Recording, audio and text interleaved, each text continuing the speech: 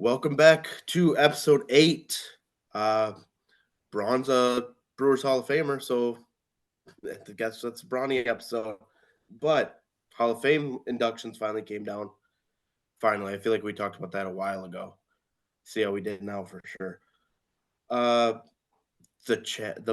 Bucks sign Aroldis Chapman in a little bit of a shocking deal. The Bucks fire Adrian Griffin. We were not expecting to talk about that one today, but here we are. And in a not so surprising fashion, the Packers season came to an end. And there's a lot to talk about going forward, but there's a lot to be excited about for the future of this team. But before we get started, a message from our presenting sponsor, Insect Hobby Design Co. Once again, this episode is brought to you by Insect Hobby Design Co. Insect Hobby Design Co. has over 20 years of expertise in branding, design, illustration, and web development.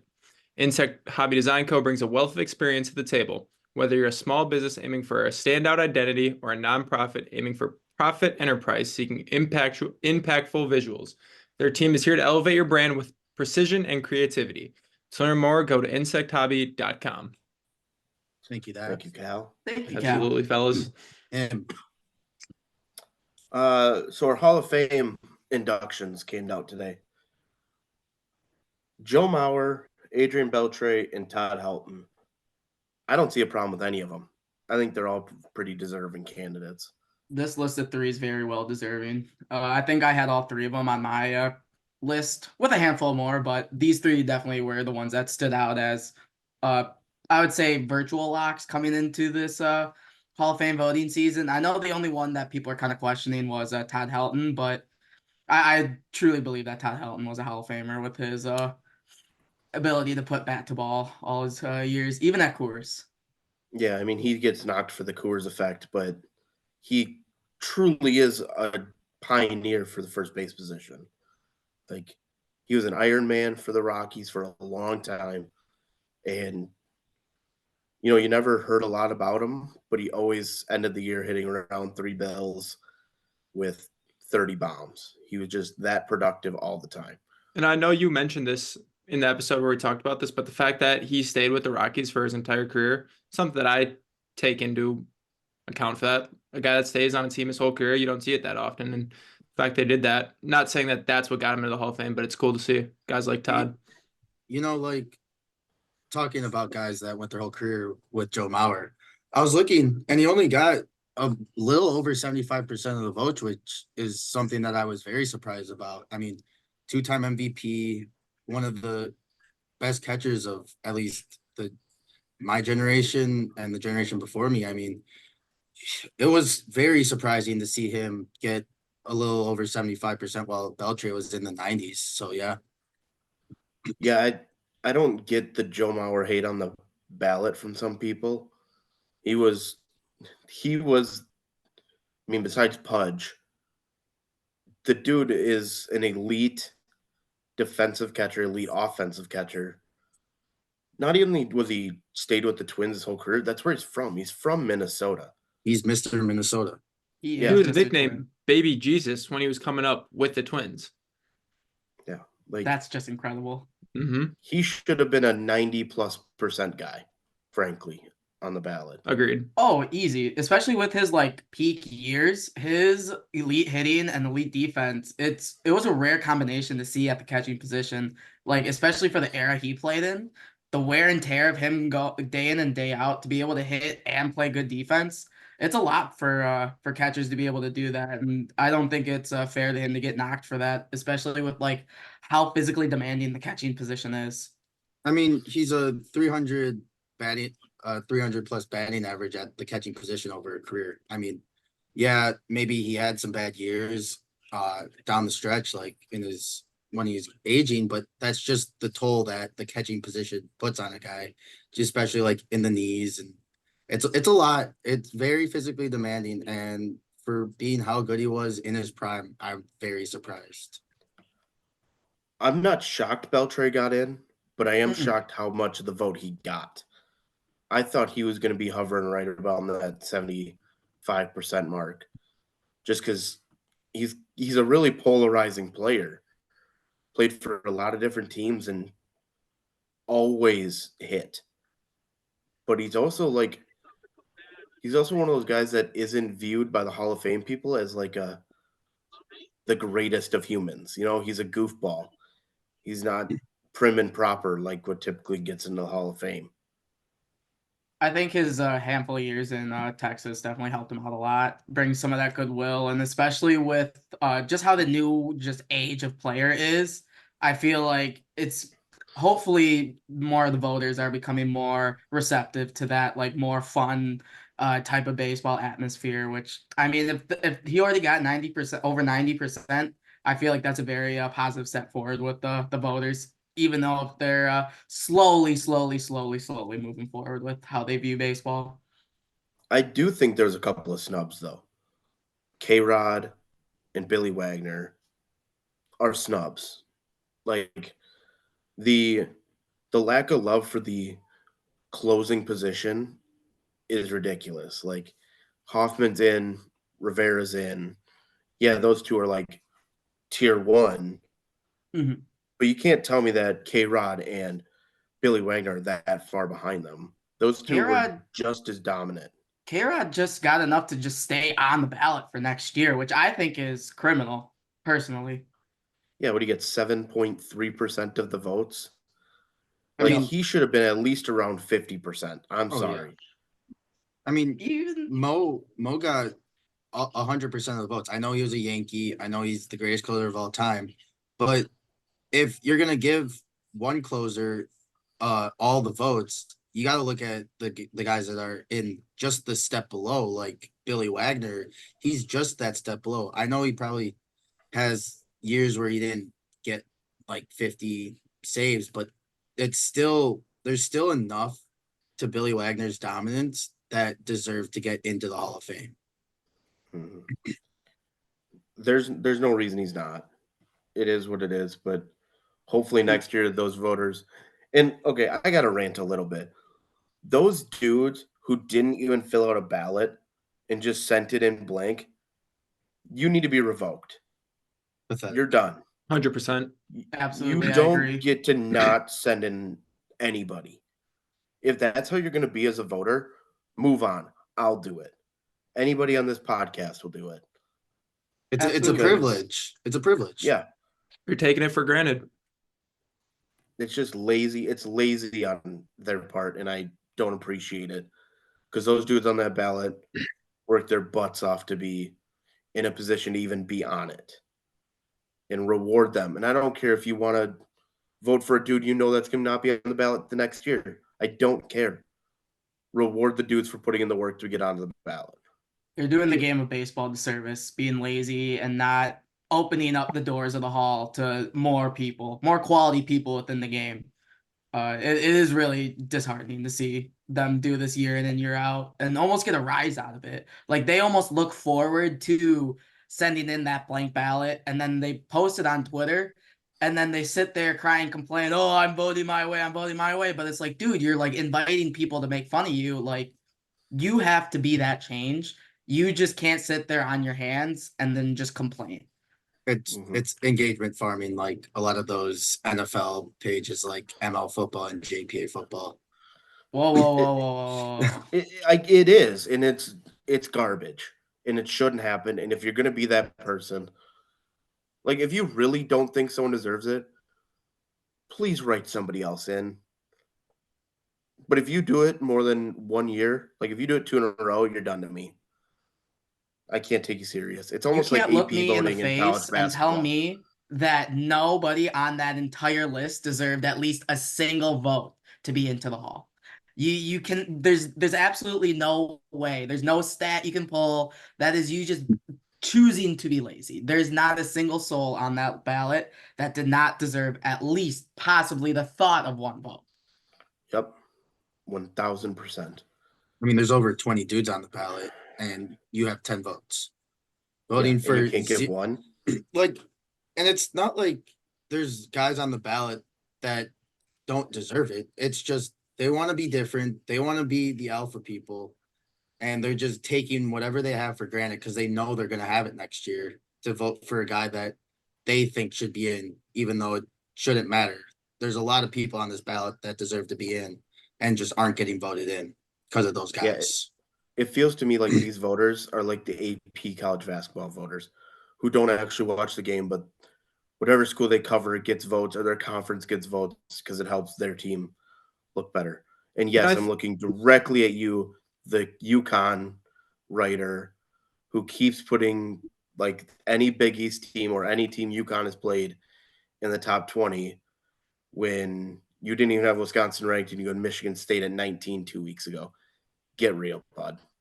I think this also kind of ties into how poorly journalism is within Major League Baseball. We see it every offseason, specifically with John Heyman. We've seen the arson judge. People are too ready to tweet stuff out that they know isn't factual. Your priority as a journalist should be to get the correct information when it is available, not be the first to get it every single time. A lot of these journalists, they're older, they don't care for the game as much, and I think that's one of the biggest problems we have within journalism and media in baseball. They're just there to get the buck. Absolutely. And I a mean, lot of them are there's so a- quick to take Manfred's side to everything. There's a reason that this podcast has been right about a lot of coaching and a lot of player movement because we're not jumping to be right. We're not jumping at the first thing to get it out. We're waiting to be right. And we're reading and we're paying attention to what's actually happening. So, anyways, Aroldis Chapman to the Pittsburgh Pirates. This feels like the move he did last year when he went to Kansas City, got his bag, and then gets traded to the contender. It just But makes good too much for him. sense. It's a really nice back into the pen, though. I'll give him that. The Pirates It is got nice. something there. Who knows how much he'll be able to use that back into the pen, but they got it there. Hey, they have Yeah, O'Neal well, Cruz back. Greatest They're shortstop going of to be all a fun time. team. I mean, Yeah, no doubt Oh, about yeah. that. They're I always don't know how fun. much the Pirates win, but like it's actually going to be enjoyable when the Brewers play them. I mean, It's like not going to be last like when year, Milwaukee rattled off 21 in a row. Carlos Santana, Pittsburgh Pirate legend, walk Off off Matt home Bush. run. Off That- Matt Bush. That was electric. And I mean, they're not good. They're electric. And Yeah. the bottom feeders of the league need to be electric. So And this puts the I don't Pirates in the think people- position for when they're possibly mid to bottom of the division in July to possibly make a quick flip on them. 10.5 mil is honestly, I mean, that's a little bit more of a spend for them, but they're looking to hopefully Chapman plays well this season, and they can almost flip him for some sort of a top prospect in July when every team is looking for back end bullpen help. I don't think people are ready to talk about how solid the NL Central is going to be. Like, we like to make jokes about the Cardinals, but they're still the Cardinals, and they're still going to be competitive. voodoo magic. The Pirates are young, the Reds are young and fun, the Brewers are young and fun. I mean, the There's a lot of Reds fun are making baseball. moves. We don't talk much about the Cubs because Nah, I'm good. We don't like talking about them. I'd rather talk about teams like the Reds who are actually making moves, trying to be exciting. I mean, no matter how much I don't like Ellie, he's exciting. I'm with you He's there. he's good for baseball. Exciting players are good for baseball. Ronald, Ellie, O'Neal Cruz, like big bats, strong arms, really fast. They bring it's- eyes to baseball. It's really those are the types of guys that baseball needs. And that's why I feel like Jackson Churio will fit right in with the young players of the league. it's going to be a really fun conversation in a couple of years to discuss who's having a better career, O'Neal Cruz or Ellie De La Cruz, because those are just polarizing dudes. They're just monster guys to man the middle of the infield. Like they're big dudes. Like we've never really like seen something like these guys like really ever. I mean, unless you guys have anyone off You're the top of looking the head, at- like You're looking at like power forwards playing shortstop. Like that's just it's crazy. impressive. I do think O'Neal Cruz probably fits better in the outfield.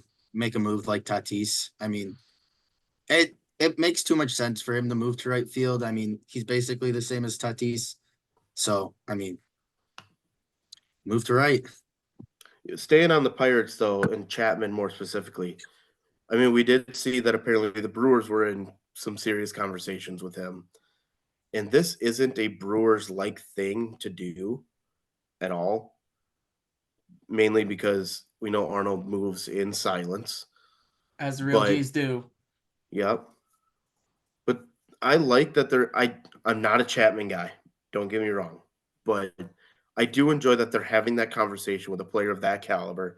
Because I do think it opens the door for a Reese Hoskins on Matt a Chapman Jorge 1 to 2 Soler. year 1 to 2 year prove it deal. Like they're clearly want to do something, and they're like the Brewers have to do. You have to take advantage of when the market is you're getting late and spring training's about to start, and these dudes want to play. And we saw the Brewers do that with a guy like Grandal. They had the 1 year, what was it, around Yep. $17 million Mhm. with Yeah, mutual after- option. After Oh, that that- poor playoffs where his Yeah. stock was probably as low as it possibly could have been, like the Brewers really make their money off these type of deals, and they bring in these type of like polarizing players that can impact the game, but they might have one or two like crutches on them at that very second. But that's just because some of the bigger market teams don't want to spend on that question mark for a long period of deal. So I invite those guys to come to Milwaukee, have a fair shot, and really thrive because it's a very hitter friendly park, and I think Reese would be able to thrive in Milwaukee. And Yaz got the bag after that deal with the Mhm. White Sox. It's not So- working out for them, but No, but he's a Hall of Famer at the bank, as my dad likes to say. Hey, no hate, get your no, bag. get your bag. Get your Yep. bag, man. And Gotta, he- gotta get your bag. He played on a competitive Brewers team in 19 too. Who knows what would have happened if Yelich didn't get hurt? Yeah, who knows? So I mean, I just enjoy being part of these conversations. I know a lot of casual fans or a lot of Twitter dominating fans like to talk. Oh, it's another conversation. They didn't do anything. No, this is a different kind. Like they don't have conversations with Aroldis Chapman typically. Or They're big much- names like him. Like when Yeah. you hear the name Aroldis Chapman in baseball circles being kind of thrown around, yes, he's on like we'll say the back end of his career, but he's still like a polarizing back end of the bullpen guy on 30 different ball clubs. Like this is a impact guy to throw in the back of your pen. So for them to be having these type of conversations with these players, it is very positive to see the direction of where the Brewers could be going into this upcoming season. 1000%. Moving on to more, I guess, somber news, depending on who you are. We never like to see someone lose their job, but if you lose your job for the right reasons, it is what it is. The Bucks moving on from Adrian Griffin after a 30-13 start, and yes, they're 30-13, but the defensive numbers, and from what I understanding is he was supposed to be a defensive guy, have been hot garbage. Cal, what's going on here? Defense. number one, this is the main reason why you don't let your star player handpick your coach. I believe this past summer, Bucks ownership, general manager John Horst had Nick Nurse as their guy. And I believe it was Giannis that vetoed it because he didn't want to play for Nurse. Nurse was hands down the guy I wanted them to hire. And Griffin was Nurse's top assistant coach in Toronto. He won the championship with in 19, defensive guy. We haven't seen any of those defensive results this year with the Milwaukee Bucks at all. Yes, they had a really good offense, but you look at this roster top to bottom, Giannis, Dame, Chris, Brooke, you got to have a good offense regardless, no matter who the coach is. And I think just based off these last few weeks, hasn't been a whole lot of buy-in from players. Dame looks like he hasn't really adjusted to this offensive scheme. Giannis has had troubles here and there, but they're looking to go get a guy like Doc Rivers, who, in my opinion, isn't a great coach. He's an average coach, which is still an improvement from Griffin, in my opinion. He's won a ring with the Celtics. He's had good defensive teams. You look at what he did in Philadelphia the last few years. He had them top 10 most of the years in defensive, and that team did not have great defenders. Bucks right now have a roster with not many great defenders, but you still have two defensive player of the year candidates in Giannis and Brooke, which should lead you to a top 10 defense at least.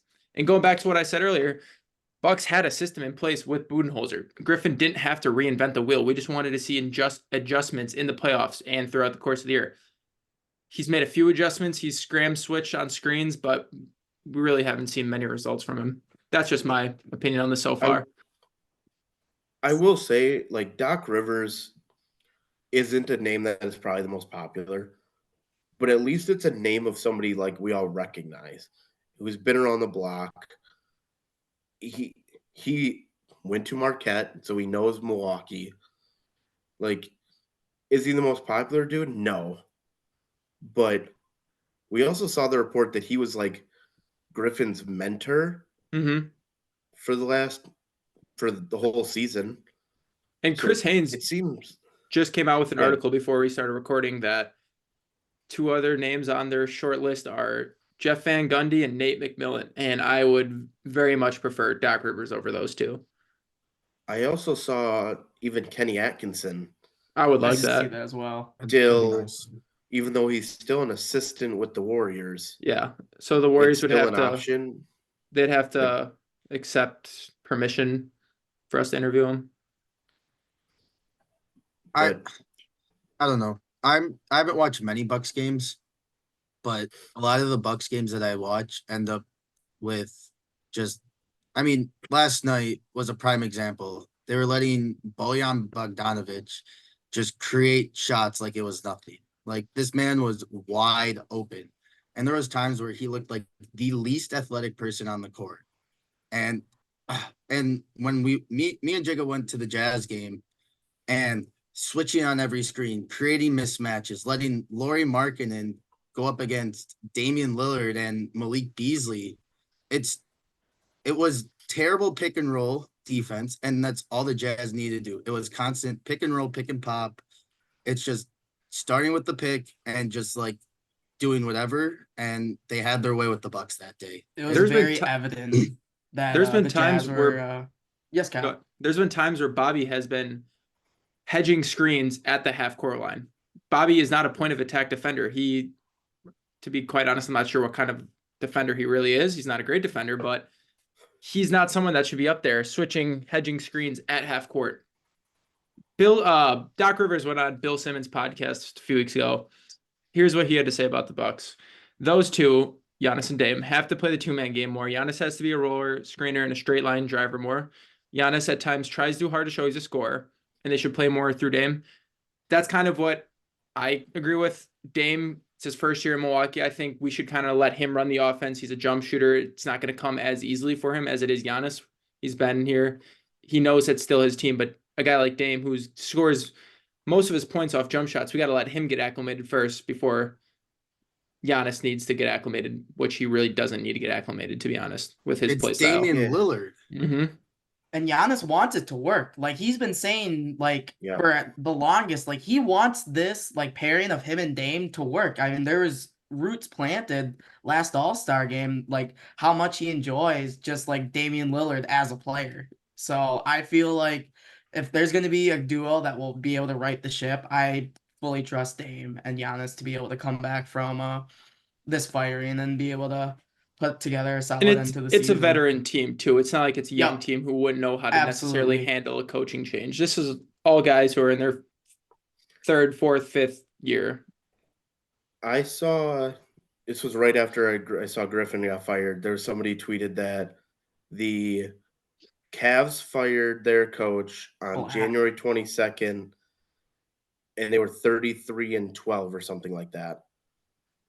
And the Bucks just did it one day later. And that Cavs team went on to win the title. The Bucks just did it one day later. Will the results repeat?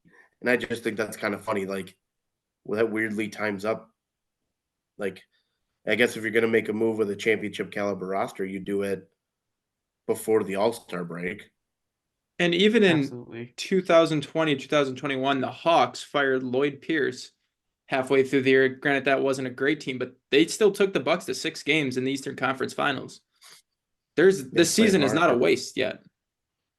We still have And a lot of I time. don't think it'll be a waste for a team like Milwaukee because, I mean, we joke about it. It's the NBA regular season. Like, they'll get a new coach in, and they'll figure it out, and all of a sudden they'll be like a 3 seed because whatever. And that's when they'll be firing. So, I mean, we'll discuss it more when the Bucks have a new coach. But for now, we're sad to see you go, but we're excited for the future. Sorry, Griff. Hey, Griffin has the 4th highest winning percentage in NBA history. Not Something to many hang his coaches head get on. fired when you're not many coaches get fired when you're 33 or 30-13. Shouldn't have double-digit losses, but that's different. That's different. That's a Yeah. topic for a different day. Yeah. I look forward to seeing all the stories that come out from reporters like Chris Haynes, because he's really in touch with Giannis and Dame to see what really led into this, what the I'm sure final that'll be straw a summer was. conversation. That'll definitely be whenever they lose or whenever they're hoisting the trophy at the end of the season for the NBA Finals. Then there will be definitely some sort of story or leaks or something. Something will come out. It does seem like it's driven by Dame, though. It just Did didn't seem Dame like walk Griffin out? Like it. I mean, there was a report from the Athletic that said it was he was struggling and wanted to change, but I don't really know yet. my thought was, did Dame finally just have enough of the crap basically, and kind of talk to Horst like, hey, something's not this Yeah. is not working. This isn't what I came here for, type of thing. What if Terry Stotts just all of a sudden shows back up? That'd be interesting. Him partying with the team early this season should have raised more red flags than it did. It did raise a lot of red flags, but I think it did, but they needed to give Griffin a shot. yes, that's very true. It's hard to fire a guy before you've even had a season. So I think the fact that they also had Doc Rivers as mentor kind of showed, because ultimately the hiring of Griffin got Giannis to sign an extension, which is exactly what we needed as a small market team. But the fact that they had Terry Stotts, who they brought in, Griffin didn't hire him, and then Doc Rivers as a consultant type role, kind of shows how much faith they really didn't have in him. It felt like, okay, we're gonna do this for you, Giannis, but we're still gonna. This isn't going how it's expected, because in reality they should be like, I don't want to say like 40-3, but like that's the type of 38, roster they've created. like 38 wins right now. They should at least be tied with the Celtics. Yeah. Another season, sort of, that just came to an end. The Packers, and a very Packer type playoff loss. But I've got a lot of people ask me after the game, "How you doing? How you feeling?" I'm feeling great. I felt fine. Like it stung a little bit afterwards, to but be here. Yeah, it's gonna sting to the fans, but like there's in always reality, gonna be sadness. This team wasn't built to win in the playoffs. They were built to grow together to win in the playoffs down the line. These guys fully exceeded expectations, 100%. Hand over fist. They played against the Avengers on offense and two of the fastest linebackers you've ever seen in the NFL. Fred Warner is nuts, and they almost took him out of the game.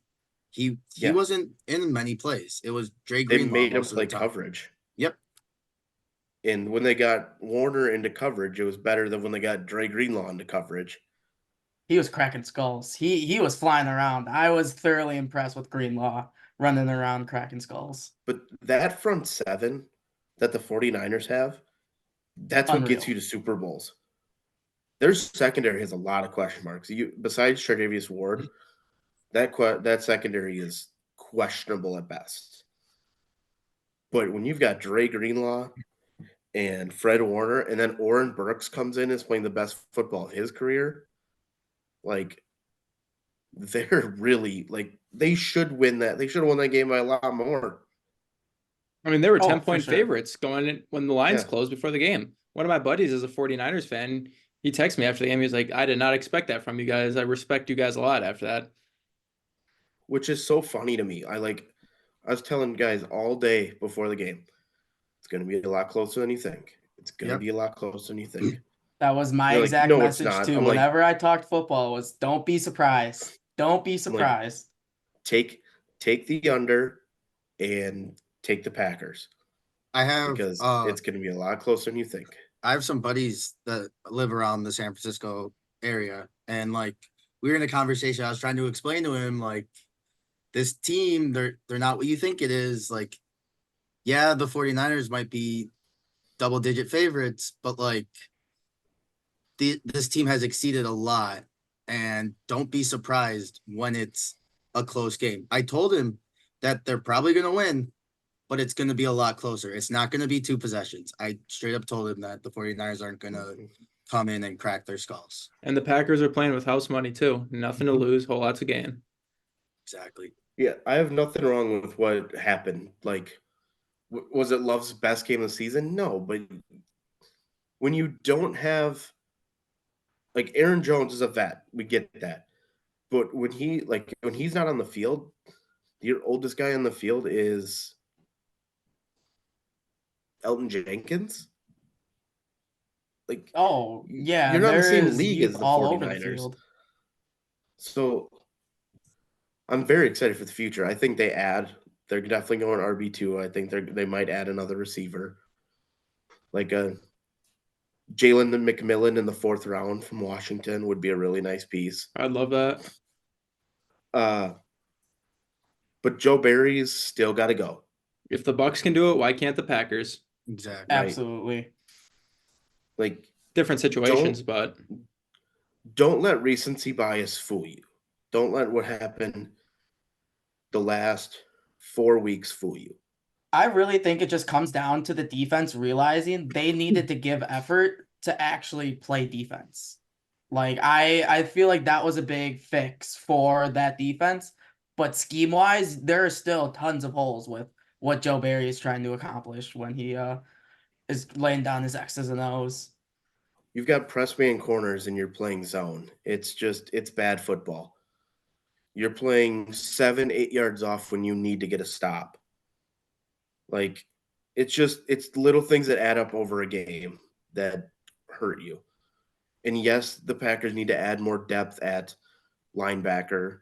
Safety. Wouldn't mind another, well, safety. Give me 2. Like, I like Owens. I like Anthony Johnson Jr. But please give me a Carmen Kitchens and a Kalen Bullock. Absolutely. Give me 2 young dudes that are ball hawkers. That was something that they really were missing out on during the season, was just having the ability to make plays on the football, especially from the safety position, because the corners will play the ball well. But once it came down to the guys that were at the top, it was very frustrating watching them. I mean, wasn't Rudy Ford the leader on picks for the team this past year? And With 2. that just can't happen. Like, Quay Walker had as many dropped interceptions as Rudy Ford had interceptions. which just can't happen. No. Darnell 2 Savage. for a dude that didn't play the last 6 weeks. Wild. If Savage catches it, though. Unfortunately, Joe Barry's contract technically didn't expire, so he would have to be fired. But based on LaFleur's press conference, he was very non-committal. he was punting those questions away.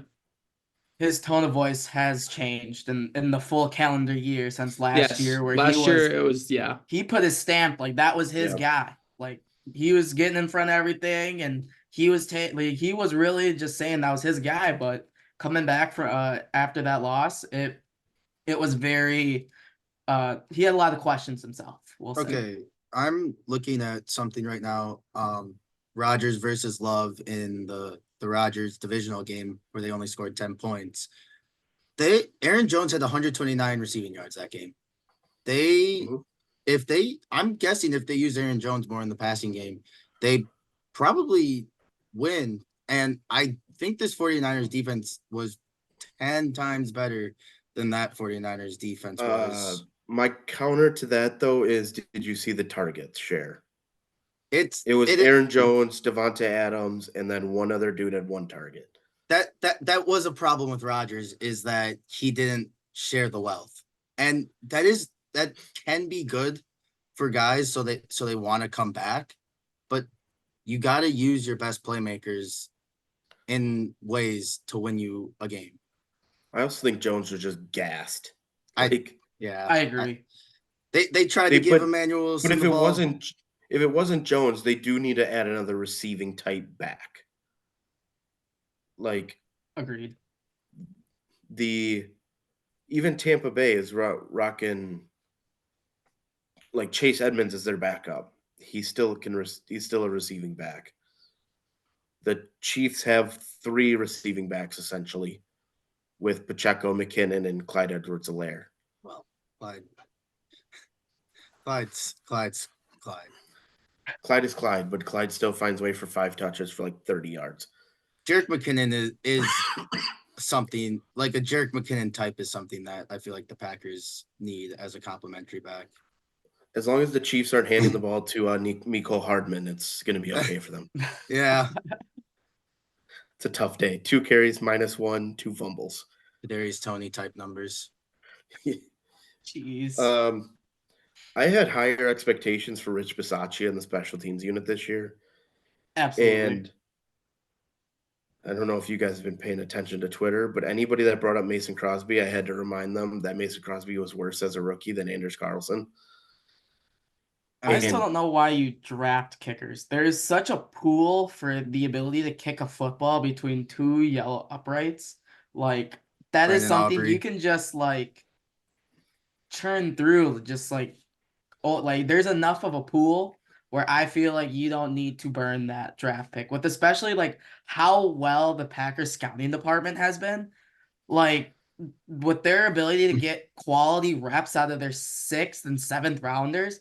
Like, Valentine was a 6th rounder, and he was your starting corner for the divisional game, and he was playing really well. Like, you can't tell me that there wasn't someone else that could have filled that roster spot, and you have a 3-kicker competition in training camp. I mean, I'm Carl Gabe's Brooks. second favorite Packer, Carl Brooks. Carl Brooks. He was a 6th-round pick. I mean, I hope a lot of Packer fans saw that video that came out of him just absolutely manhandling the 49ers line, because that's another thing Devontae Wyatt was saying about how if they get in Purdy's face, he isn't as good. They got in his face, and the times they weren't in his face is when he was his best. Yep. Yeah. And that's where some of those advanced statistics just drive me nuts. So, like, the players are watching film. They're not just going to say, "Oh, let's get in his face." I saw. I think it was Matt Steinman had the tweet where it was like he led the league in passer rating with pressure. I don't care that he led the league in passer rating with pressure in his face. It's different in the playoffs. It's a different animal of a game. Like, film never lies. Yeah. Just crazy stuff. Also, with the special teams, the long snapper was signed for 3 years, $1 million before they cut him for some reason. But, like, if you're gonna go out of your way to sign a long snapper out of free agency, he has to be that guy. And time in and time out, the snaps were bad on kickoffs, or not kickoffs. The snaps were bad on field goals. The snaps were bad on punts. It was, we're family friendly, so we're not going to use the word that we want to use, but the whole operation was screwed up. I mean, the snap was bad. The hold was tilted. The ball goes left. It's bang, bang, bang. If all 3 parts aren't fully working together, something is bound to go wrong. That's why they call it, like, the entire operation, you know, like, from snap to hold to kick. Like, there is very specific, like, cues that they have in their special teams, like, work, to where that is how they're going to operate every single time, because of just how fast and efficient they have to be with the athletes they're competing with on the NFL football field. And if you can't be able to replicate that time in and time out, like, there are major issues. And it is very frustrating. Fiery perspective from me. But to me, the second or third most important person on a football team is the long snapper in the NFL. Like, they're on the field a pretty solid amount, and every time they're on the field, it means something. There's an opportunity for points. Like, they're not just out there. So, like, every time they're snapping the ball, it's either for 1 or it's for 3. So And or the flip field too. Yeah. If Yep. to be able to give a solid snap for the punt. Like these are like impactful plays within the game, even though they do get looked over because it is quote unquote special teams. But these are like make or break plays. And for one small thing to like impact this game that much, I don't think people realize how much that just snapping the football cleanly has an impact on the entire operation. I mean, on TikTok, I saw there's bits and pieces of Steven Gostkowski's A Football Life. Like he had to teach every single punter how to hold a football because he said that if they don't hold the football correctly, it's his job. Because we're in such a thing that if the kicker doesn't make it, it's no one else's fault. It's the kicker's job to make the field goal. Because when Destroying putting videos out of him kicking 70-yard field goals, he has enough time to set that football up to look as perfect as possible to make that field goal. Like Yep. it is perfect every single time to his liking. Yep. Yeah, that's not an operation. That's just him That's placing. him making content. It's him making content to get a rise from people to say that he should be in the NFL. What I am excited to see though is Christian Watson and Eric Stokes are going down to UW-Madison to get their hammies looked at and maybe get some good treatment to figure out why it keeps happening. Because having those two healthy for even 15 games goes a long way. It changes both of those rooms. Having Watson out on the field changes that entire offense just like as much as it does. Like same with Aaron Jones, right? But like having Watson in that wide receiver room every single game, it's able to almost that extra check as getting for the triple wide teamed. receivers to allow Romeo Dobbs to get those middle of the field catches or the out route catches and be able to work underneath. And it is so important for him to just get healthy because he's such a dynamic player. I loved how much he was working out of the slot. Like that's a very, very large human. And if he's gets the room from the slot to do like a slot fade, you're not stopping it. He's running past you because you're not putting a traditional corner on him. Typically, slot corners are smaller, or you're going to get a linebacker out there, or you're going to get a safety who's not comfortable either. So, like, it opens up everything if he's able to play in the slot. Especially since safeties don't like to open up to run with receivers. Safeties are very methodical in how they play the position. They like looking at the quarterback's eyes. They like looking where he's trying to go. If someone's just running past you, it's almost that oh shoot moment that it's like, oh, this guy just ran past me. I have to make up for it. And it's a lot of times PI. PI happens a lot because of it. Yep. But good for those guys. Hopefully they get something figured out because I do think they both will be Hopefully. vital. Absolutely. I'm glad they're trying to figure it out. There's going to be roster turnover. We know that. There's a few guys I think they'd bring back. There's a few guys I don't. I don't want to speculate on that right now just because It's a so lot will early come within the out. season, yeah. Yeah, we need to know what's happening with the defense before we can even speculate who they may Yeah. or may not bring back. But in general, I think the needs in the draft are like RB2. To me, it's two safeties, Yes. a corner, a wide receiver, An off-ball linebacker. another inside linebacker. I got a draft crush there, and it's Adrian Cooper. I'll do a breakdown of him at some point. But think athletic type like Quay Walker, 6'3", 230, 83 tackles, 8 sacks this year at Texas A&M. Another Kicking ball. another thing I feel like they need in the draft is line depth. They're losing Yep. a lot of it. I mean, we're not But going to they do speculate. such a good job. They're doing such a good job developing that to me that's a 5, 6, 7. Just load up on linemen. I'm in the early day 3, 5th round lineman. I mean, maybe back in day 2 in the 3rd, but 4th, 5th round, I could definitely see linemen being more of a need in that time. As we get more clarity on who is definitely not coming back or definitely is coming back, we will speculate more on what the roster is going to look like. But even as this roster stands, it's loaded. Even just the guys You're that are not- purely signed still. Like a lot You of these know guys your are still on their quarterback. rookie contract. Like You know your quarterback, and essentially your entire receiver room. yes, you pretty much know you're Uh, starting you know five your up top- front. Mhm. You know your top 2 tight ends. Yep. 3 Uh, because Sims was Ben UDFA, Sims. right? Yep. Ben Sims, baby. I think he was You a can 1 year find that. though. You So can find them anywhere on the street. I would bring back Sims. I like him.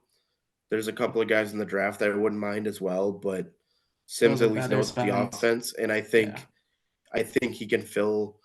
Again, hate speculating, but I think like Degora is a guy we can almost count out. I think Sims can fill that role Yes. pretty well. You know who is coming Or back? that, or they did sign Henry Pearson to the practice squad, and he when he was up elevated, they were 2-0. So, not saying fullbacks matter, but fullbacks lives matter. Bo Melton is under contract. That's it. That's all that matters. Always open. He is He always open. He is always open. So 49ers Lions NFC Championship game. I don't like after watching the 49ers and watching the Lions this weekend, I truly think this game's going to be another closer one than you think. I think this one comes down to Debo's health, but I like the 49ers in it. I like the 49ers too. I mean, their defense is too good. And even without Debo, they still got Ayuk, Kittle, McCaffrey. Juwan Jennings actually played really well last week. So like they have a lot. I mean, it's really hard to count the 49ers out, even without Debo. So Yeah, this is purely an emotional play. I just cannot stand the 49ers. So I'm hoping the Lions are riding their playoff high and being able to almost use the will of the fan base of wanting them to be in the Super Bowl to win. So that's purely the only reason. I think they're a lot more evenly matched than people are giving them because it is playoff football. So, and it's going to be outdoors, so it'll be one of those smash mouth games. So it should be a really exciting one. I'm with you there. Also an emotional play for me. I don't have anything against Lions fans. I think they deserve something. Not a rivalry with Wisconsin and Michigan like you'd see with Minnesota and Chicago. So they've suffered enough. Let's give them something. I think Dan Campbell will get them ready to play some smash mouth football, like Jay-Z said. I know enough To me, Lions fans where I don't want to hear it from them. So Yeah, I think they To me, kind of a lot have of this started is, getting annoying. To me, though, a lot of this comes down to who's the home team. If the Lions Yeah. were at home, I'd probably like them more. But San Francisco's going to be rocking. we'll see how the elements are. I feel like that also hurt the 49ers too. If it's raining, Little Hand Brock is going to struggle. Again, Chiefs Ravens. Love this game. I think this is a perfect AFC Championship game. Sorry, Bills fans. I'm not. But the Ravens are just so good. And I don't see them losing at home. Their defense Lamar's is playing too his good for best me. football too. Yeah. Defense and Lamar. It is like the perfect combination of like the perfect storm of everything. Like I truly don't know how the Ravens are stopped this game. And I they're mean- getting Mark Andrews back. And Isaiah Likely took a step forward. Like they're just it's silly how good They they got are. 2 studs at tight end.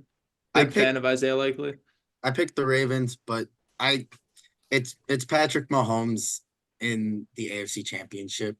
I mean, it's another case of the been there, done that type thing where it's yes, the Ravens are like a lot better than the Chiefs, but I still wouldn't count the Chiefs out. They won a game where they had a guy fumble twice and once was in the back of the end zone. So like I wouldn't count them out. I saw a tweet that the head official, I believe it is, calls the most penalties on the home team. Something like that. Interesting. So they could be pulling out all the stops for the Chiefs and their golden boy, Patrick Mahomes. That's like I saw a stat that the officials for the Packers 49ers game called the most in the league per game at like 15. And there was not 15. There is not. No. penalties. No. The 40. I mean, I actually thought the refs called a pretty good game. Yeah, they were Like, fine. It was. If you don't notice them, they're fine. It was. Mhm. A lot of the penalties they called were penalties. I mean, Penalties And- weren't the issue. I'm gonna be honest. It was just some No, of the quick, only one- quick spottings. yeah. The only one that got me was the intentional grounding before the Yeah. 49ers. Absolutely. First touchdown. Yep, that is But egregious. other than that, whatever. The 49ers won. It's not like we can ever be mad about it. It's not like I mean, this team wasn't gonna. I mean, we weren't expecting anything. I mean, Cal was already throwing in the towel halfway through the always gonna- season. There's always going to be Cal was sadness. picking the team for 8 weeks. Hey, you could say my reverse jinx is what got them there. It It is. is. That is so facts. My last point, 49ers, Ravens, script writers, logo. Do it for Yep. the logo. Do it for the Do Super it for the Bowl logo. There is green in the logo next year, by the way. Yep. I've seen Let's that. There's only go. 6 teams that can win it next year if you've seen the logo. This is the first AFC championship that Baltimore has hosted, right? I believe it since is. like the Since- 70s, yeah, I thought. yeah. Wow. But it's also the first. This is only Patrick Mahomes' second road playoff game. Baltimore is going to be. They're going to be right. Rocking. Yeah. Wait. What color is the bottom of the Super Bowl logo next year? Green. The top is purple. All right, the green team's winning. It's the bottom color that wins. There we go. So it can only be the Packers, the Jets, the Eagles, or the Seahawks. Yep. All right. And then it can only be the purple. That's not is Seahawks Vikings. green. That was not Seahawks green. It's either Vikings or Ravens. So what you're saying is it's Vikings Jets. Gross. Ah. I'll take Packers Ravens. Thanks. in New Hey, Orleans. Cal, could you deal with Austin if the Jets made the Super Bowl? I personally enjoy watching the sadness every week, so I'd like it to stay that way. Make sure you remind them when the Packers pick in the second round. So tell them thank you. Yeah. JETS Jets. And if they want Bakhtiari, we'll take their first round pick. Yes. Couldn't agree Yes, more. we will. Yes, please. He's fully healthy, I swear. He's played football in the past 4 years. Hey, Yep. he had a solid week 1 this year. A lot He of got good in the tape out picture for there. a touchdown. He got in the touchdown picture. He got pictures for his Instagram. That's all that matters. He got the flipping off the Bears fans. That's all Oh, you that one need. too. That's a classic. Yep. Can't forget that one. Well, You do that to New England fans for you, Jets fans. thanks again, everybody, for joining us. Make sure you follow us on our socials: Twitter, TikTok, Instagram, YouTube. Give us a follow. Please ask some questions. We'd love to answer them. And We want content. yeah, it might be a little bit of a slow week unless something happens. So we'll see what Gonna have to happens. get creative. We're always Hopefully the fans. Chargers get that deal done with Harbaugh. Maybe a But- potential defensive coordinator gets the can. Well, Not yeah. hoping for it, but Reese Maybe we Hoskins don't- and/or Matt Chapman to the Brewers. Bill We Belichick don't to pray- Atlanta. We don't prey on people's downfall, but if it gives us content, We aren't the only Thanks, ones guys. that get content out of that. see ya. Alrighty. Peace.